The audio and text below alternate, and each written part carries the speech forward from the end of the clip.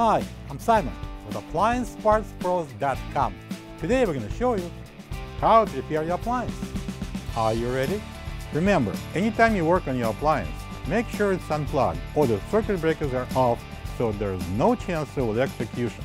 In this video, we'll show you how to replace the Orifice Spud in a GE range. It's going to be a very easy repair. Should only take a few minutes to show you how to do it. For this job, we're going to need a ratchet with a 9/32 head with an extension and some masking tape. When you open up the package, you're going to get a new Orifice Spud. This Orifice Spud is used for LP gas. It's mounted on the top of the gas supply tube for the right rear burner. It's the smallest burner out of the four. The Orifice Spud controls the amount of gas entering the burner. In other words, the maximum burner heat output. It has a marking on the top L163. The main reason why it would need to be replaced is if it got lost during the conversion from LP to NP. To get to the part, we need to remove the burner grate first. Then we're going to take off the burner cap and the burner base.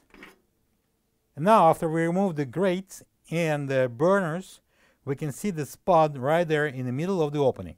For the next stage of our job, I'm going to use a 9/32 socket wrench with an extension, and I'm going to show a little trick. And I peel a little bit of the masking tape, and then I'm going to tear it off. Cramp it into the little comb here, a little ball. And we're going to put it inside the socket head. Right, next we're going to place it over the orifice, and we're going to unscrew it.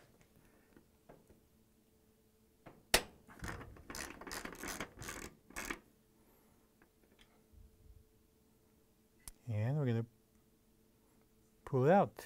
See, it worked.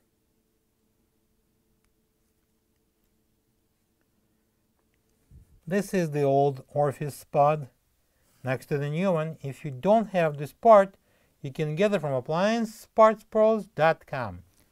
So this is a new Orifice Spud. I'm going to put it inside there.